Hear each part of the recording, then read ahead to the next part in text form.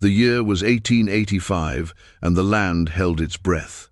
It was a territory of jagged rock and thirsty earth, where the sun baked the silence into the ground and the wind carried the ghosts of forgotten languages.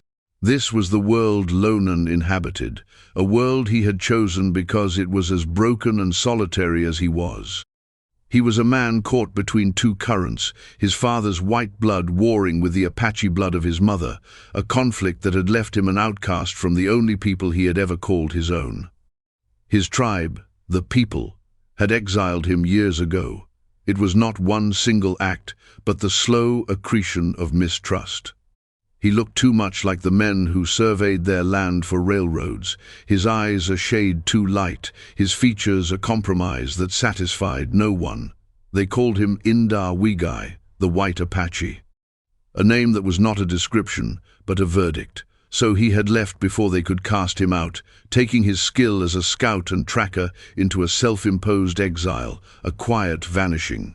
He became a whisper in the canyons, a shadow on the mesas, a man who spoke more to his horse and the hawks than to any human. His life was a spare and disciplined ritual. He rose before the sun painted the eastern cliffs in hues of rose and ochre, his movements economical and silent. He hunted, not for sport, but for sustenance. He tanned the hides, mended his own worn buckskins, and read the story of the land in a way no one in the bustling, dusty towns could ever comprehend. A bent twig, a scuff in the sand, the flight pattern of a startled quail, these were his letters, his words, his only conversations. The grief of his rejection had settled deep in his bones, a permanent ache like an old wound that throbbed when the weather turned. It had hardened him, glazing his spirit with a stoic calm that few would ever dare to penetrate.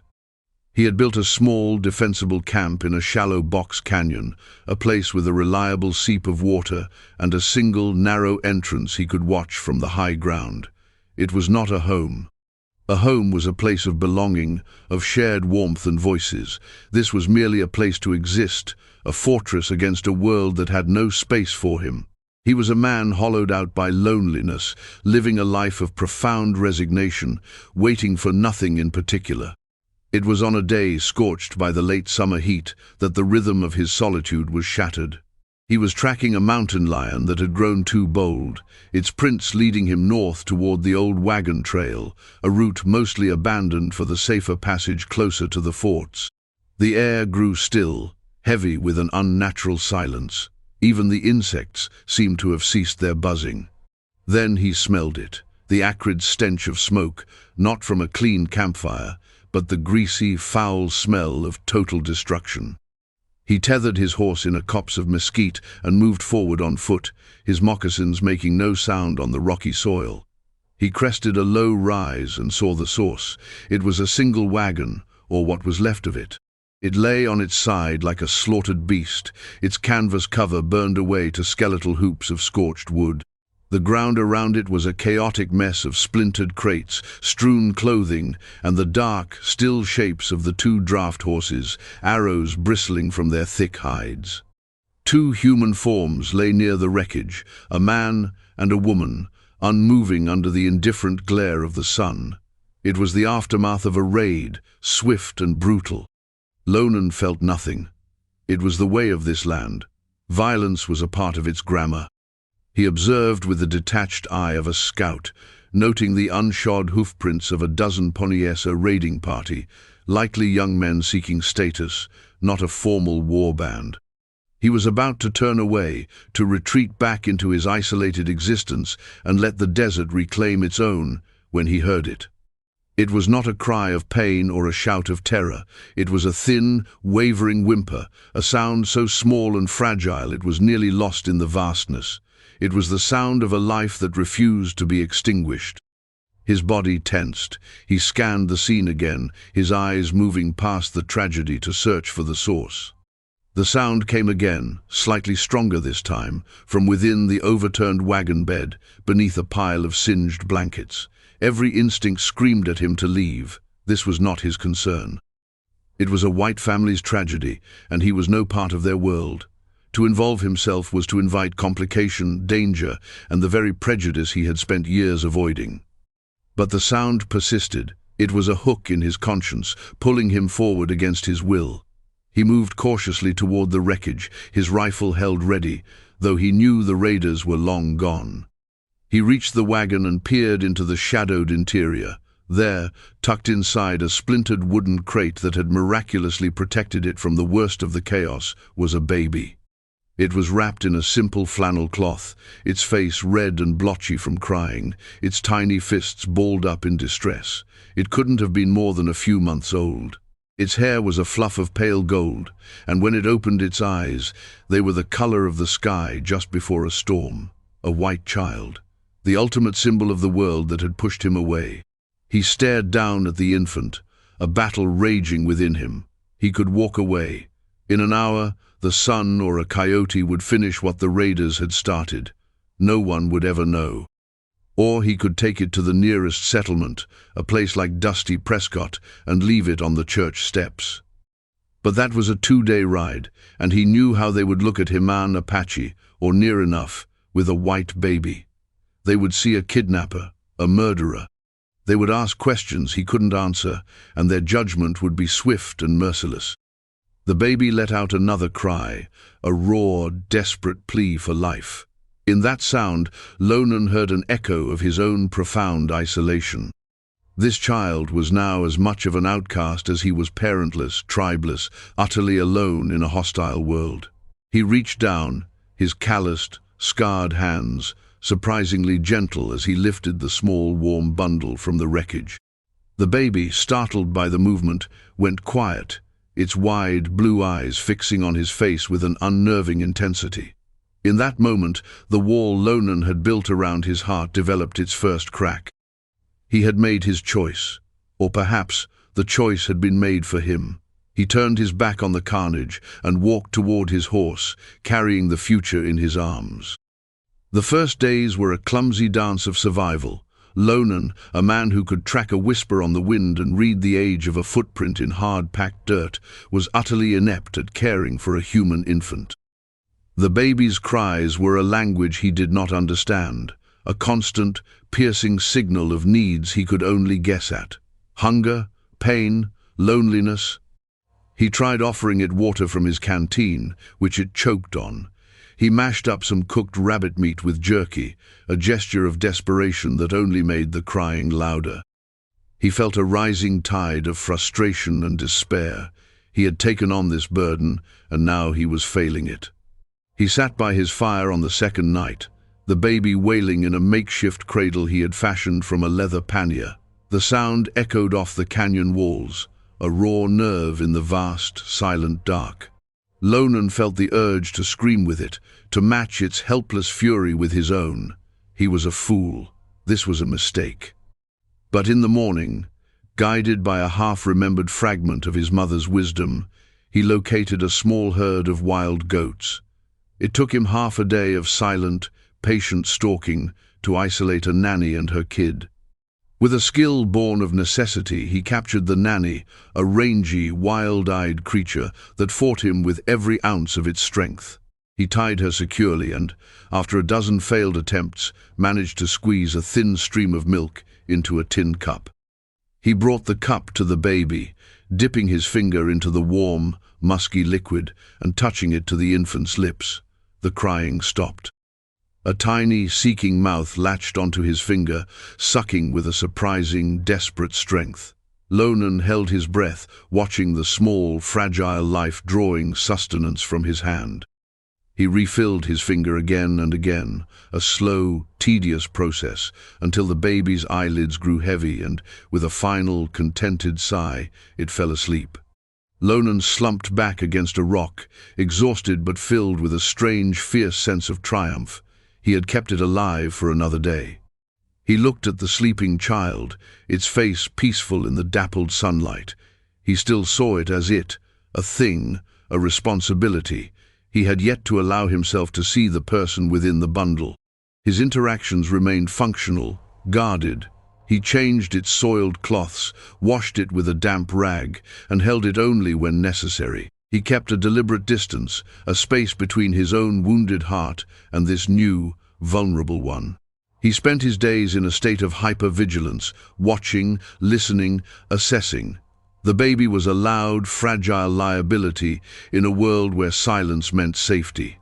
Yet, as the days turned into a week, then two, a new rhythm began to establish itself. The frantic cries of the first days softened into more readable signals. Lonan learned the cry of hunger from the cry of discomfort. He learned that the baby sometimes just needed to be held, to feel the steady beat of another heart against its own. He found himself talking to it, his voice rough from disuse. He didn't speak English, the language of his father and the men in the towns. He spoke Apache, the words of his mother, the language of the earth and the sky. He told the baby about the hawk circling overhead, about the way the light changed on the canyon walls, about the stories hidden in the stars. The baby, of course, did not understand the words, but it seemed to respond to the low, steady cadence of his voice, gurgling and cooing in the quiet moments between his sentences. One afternoon, as Lonan sat mending a rein, the baby lay on a soft rabbit pelt nearby. It had been watching him, its blue eyes tracking his every movement. He glanced down, and for the first time, the baby's face broke into a wide, toothless smile. It was a moment of pure, uncalculated joy. It struck Lonan with the force of a physical blow, bypassing all his defenses and landing directly in the hollow space in his chest. He froze, the leather rein slipping from his grasp. He had not been smiled at in a decade. He had forgotten what it felt like. He slowly reached out a hand, and the baby's tiny fingers wrapped around his index finger, holding on with a grip that felt as strong as an anchor. In that small, simple connection, something shifted irrevocably inside him. This was no longer an it. This was a person, a boy, his boy. He needed a name, not a white man's name from the world that had created and then abandoned him. He needed a name that belonged to this new life they were forging together in the wilderness. He looked at the boy, his pale hair shining like corn silk in the sun, his spirit a small, bright flame that had refused to be put out. He thought of the light that follows a storm, the hope that comes after despair. Ashki, he whispered, the Navajo word for boy feeling right on his tongue. It was simple, it was fundamental, but then he added another, a private name, an Apache name. Tsego, he said softly, he who survived. From that day forward, Lonan's purpose was no longer simply to endure, it was to protect. The boy, whom he began to think of as Isaac when he imagined the world beyond their canyon, became the center of his universe. He taught him not with words, but with actions. He showed him how to be quiet and watch the deer come to the seep to drink. He let him touch the rough bark of the cottonwood trees and the smooth, cool surface of river stones. He carved him a small wooden bird that he could hold in his hand. He made a new, more secure carrier for the boy, one he could strap to his own back, allowing them to move as one. He began exploring further from their canyon, always with Isaac nestled safely against him, a warm weight that was both a comfort and a constant reminder of his new, terrifyingly precious responsibility. The silence of his life had been broken, not just by the baby's cries and coos, but by the reawakening of his own heart. The loneliness was still there, a low hum beneath the surface, but it was no longer absolute. He had found a tribe of two, a small flicker of belonging in the vast, unforgiving wilderness. 2 years passed. The land shaped the boy as it had shaped Lonan. Isaacus Lonan now called him in his own thoughts, a bridge to a world he still kept at bay grew from a helpless infant into a sturdy toddler. His hair remained a shock of pale gold against his sun-darkened skin, and his eyes were still a startling blue, but he moved with a quiet confidence that was all Lonan's teaching. He knew the difference between the call of a canyon wren and a pinyon jay. He could walk barefoot on the rocky ground without flinching. He knew which berries were safe to eat and which plants would sting his fingers. His first word was not da, but a child's approximation of the Apache word for water. Their life in the box canyon was an idyll of isolation, a secret world they had built together. But Lonan knew it couldn't last. The world outside was encroaching. The glint of prospectors' pans was appearing in more streams, and the distant sounds of blasting for the railroad echoed through the mountains on still days. The sanctuary he had built was fragile, its walls made of nothing more than solitude and distance. The intrusion came, as he always knew it would, without warning. He had been teaching Isaac how to track a lizard in the sand near the mouth of their canyon when he heard the clatter of shod horses on stone. It was a sound that did not belong. He scooped Isaac into his arms in one fluid motion, pressing a hand gently over the boy's mouth and melting back into the shadows of the canyon wall. Two men rode into view. They were prospectors, by the look of them bearded, dusty, and carrying the weary, avaricious look of men who spent their lives chasing glimmers in the dirt. One was thick-set and rode with a slouch. The other was leaner, with a cruel twist to his mouth and cold, assessing eyes. His name, Lonan would later learn, was Callahan. "Told you there was water back in here," the stocky one said, his voice a gravelly intrusion in the quiet air. "Saw the green from the ridge." They dismounted, letting their horses drink from the seep. Callahan's gaze swept the canyon, his eyes sharp and practiced. They missed nothing. He saw the tidy camp, the neatly stacked firewood, the small tanned hide of a rabbit stretched on a frame. And then he saw the toy small wooden bird Lonan had carved, which Isaac had dropped in his haste. Callahan walked over and picked it up, turning it over in his grimy hands. "Well now, look at this. Someone's living here, and they got a kid." His eyes narrowed, scanning the shadows. An Injun, most likely. No white man would live this rough. Lonan's heart pounded a slow, heavy rhythm against his ribs. He held Isaac tighter, the boy's small body rigid against his own. He willed them to be invisible, to be nothing more than a part of the rock. "Come on out," Callahan shouted, his voice bouncing off the rock walls. "We ain't gonna hurt you, just want to water our horses."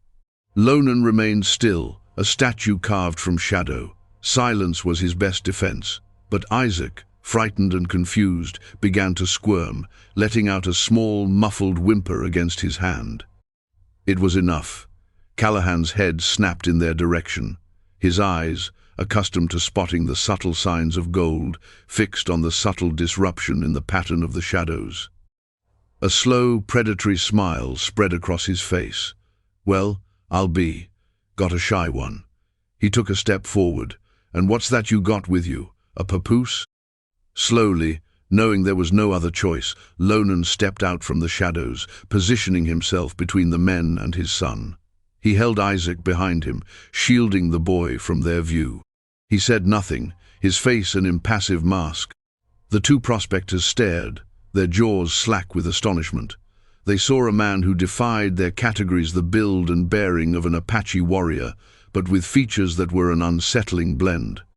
And then Isaac peeked out from behind Lonan's leg, a small boy with a tumble of blonde hair and bright blue eyes. The stocky man's eyes went wide. "Sweet Lord, Callahan, that's a white kid." Callahan's smile vanished, replaced by a look of hard suspicion. He spat a stream of tobacco juice onto the ground. "Where'd you get the boy, Injun?" he demanded, his hand moving to rest on the butt of the pistol holstered at his hip. Lonan's own hand instinctively tightened on the knife at his belt. He kept his voice low and even, speaking in the halting English he despised.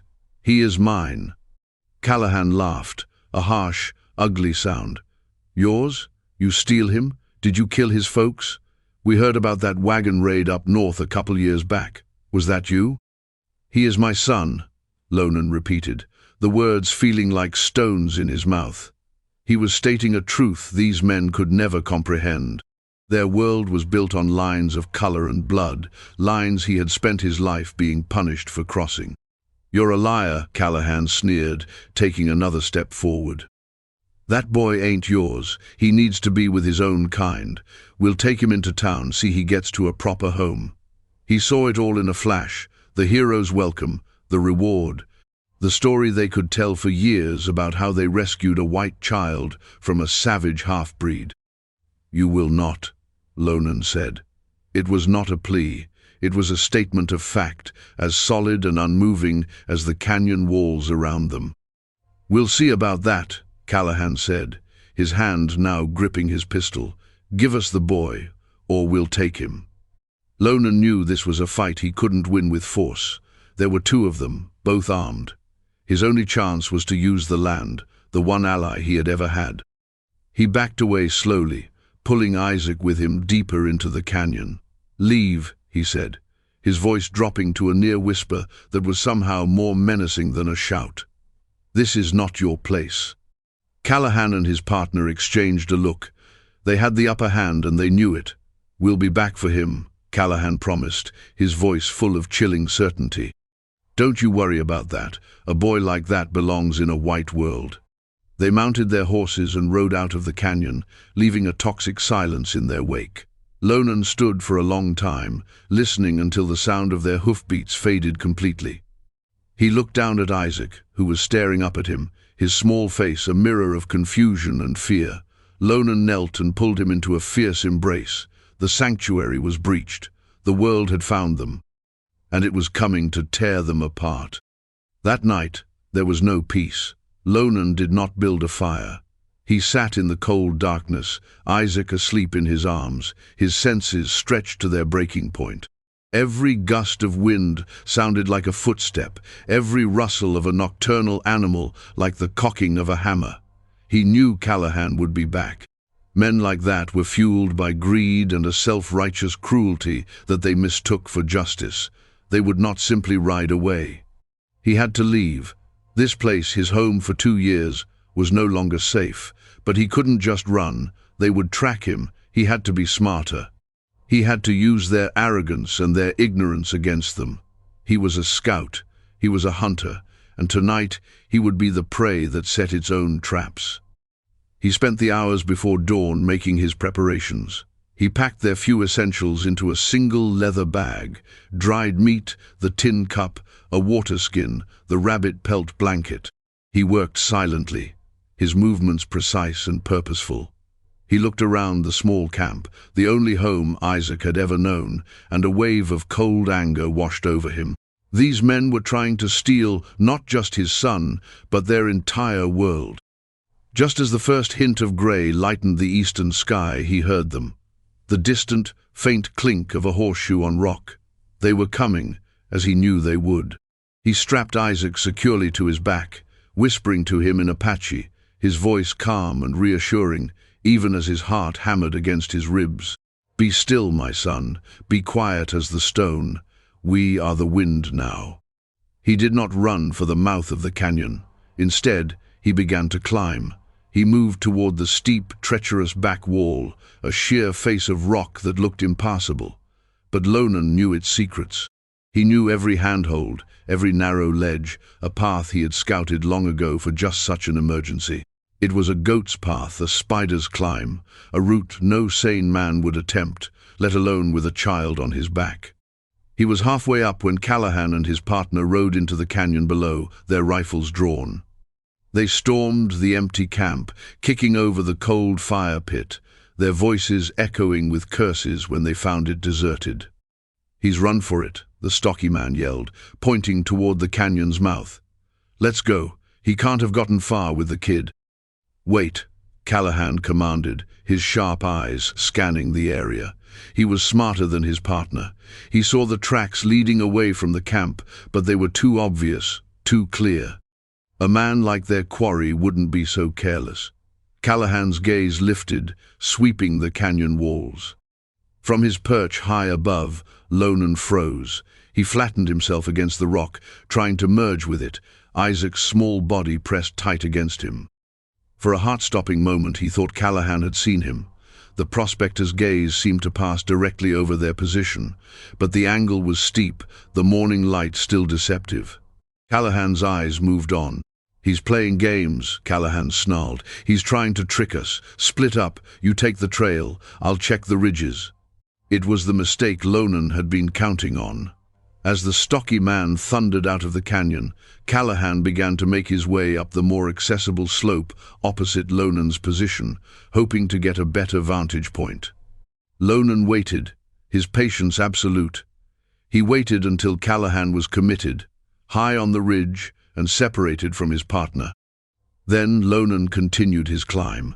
He moved with a terrifying speed and silence, not upward, but sideways, traversing a narrow, crumbling ledge that led to a deep fissure in the rock face. He slipped inside, into the cool, dark belly of the mountain. From a small opening, he could watch Callahan on the opposite ridge, a small figure silhouetted against the rising sun. Now, he set his trap. He had gathered what he needed on his way up: loose stones, a length of rawhide cord, a dry, dead branch.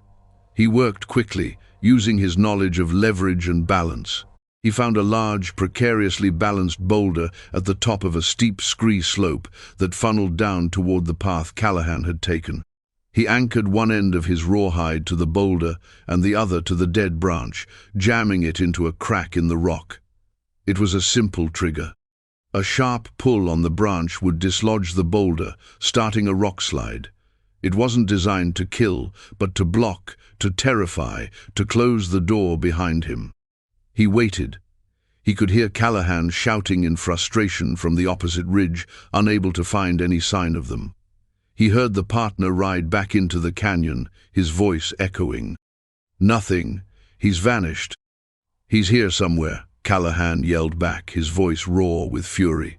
"He's an animal. He can't have just." It was time. Lonan took a deep breath. He looked down at Isaac, whose wide eyes were fixed on his. He saw not fear but trust, absolute trust. It gave him all the strength he needed. He moved back out onto the ledge and, with a powerful heave, pulled the trigger branch. There was a groan of stressed rock, then a tremendous crack. The boulder teetered for a second before plunging downward, striking the scree slope with immense force. It set off a chain reaction. A river of rock and gravel cascaded down the mountainside, a deafening roar that filled the canyon. It poured across the path below, a thundering, unstoppable avalanche of stone and dust.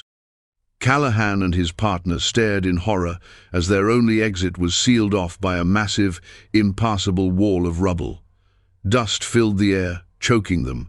Their horses reared in terror. They were trapped. Lonan didn't wait to watch their reaction. He slipped away, moving along the high, hidden ledges of the canyon, putting distance between his family and the men who would destroy it. He did not look back. He had not killed them. He had simply used the mountain to protect its own. He had met their violence not with more violence, but with the wisdom of the earth itself. He moved through the wilderness like a ghost, carrying his son, his purpose, his entire world on his back, leaving the foiled hatred of men buried in a tomb of their own making. They traveled for weeks, moving north and west, into the high country where the air was thin and clean, and the world of men was a distant rumor. Lonan walked the ancient paths, his senses alive, teaching Isaac the whole way. He showed him how the aspen leaves trembled in the wind, how to find water by following the line of willows, how to listen to the language of the pines. They finally found their new home in a place that seemed to have been waiting for them. It was a small, hidden valley, cradled by towering granite peaks and fed by a spring that ran clear and cold all year round. A thick stand of pine and fir trees offered protection from the wind and prying eyes, and the valley floor was a lush meadow, rich with game and wild berries. It was a place of deep peace, a world away from the harsh, baked earth they had left behind. Here, they built a new life. Lonan constructed a small, sturdy cabin, not a temporary camp, but a real home, with a stone fireplace and a solid roof against the snows he knew would come. Isaac, now a boy of almost 3, helped in his own way, carrying small branches and handing his father tools, his face alight with the serious purpose of a child at work. The harsh, guarded silence that had defined Lonan for so long was gone, replaced by the sounds of their shared existence. The chop of his axe, the crackle of the fire, and above all, Isaac's laughter, a sound that filled the valley like birdsong. Lonan's Apache words were now answered by the boy's own attempts, a blend of languages that was uniquely theirs. One evening, as the sky bruised into a deep twilight and the first stars appeared like diamond dust, they sat before their home. Lonan was showing Isaac how to fashion a simple flute from a river reed. Isaac watched, his blue eyes intent, before taking the finished flute and producing a single, soft, breathy note. He looked up at Lonan and smiled, the same pure, unvarnished smile that had first broken through his father's defenses 2 years before. "Nata," Isaac said, his small hand resting on Lonan's arm. "My father." Lonan felt a warmth spread through his chest, a feeling so profound it almost hurt. He looked at this boy, this child of a different blood, a different people, who had been abandoned by one world and saved by another.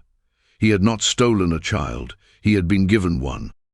The tribe that had exiled him, the world that had judged him, none of it mattered anymore. His identity was not defined by his mixed blood or by those who had rejected him. It was forged here, in this hidden valley, in his bond with this boy. He had been a man between worlds, belonging to none, but in rescuing Isaac, he had rescued himself. He had found his purpose not in vengeance or bitterness, but in creation. He had created a family. He had created a home. He had looked into the face of prejudice and despair and chosen to build a life founded on love and protection. He put his arm around his son, and together they watched the stars multiply, two solitary figures who had found their entire universe in each other, a tribe of two, finally and truly home.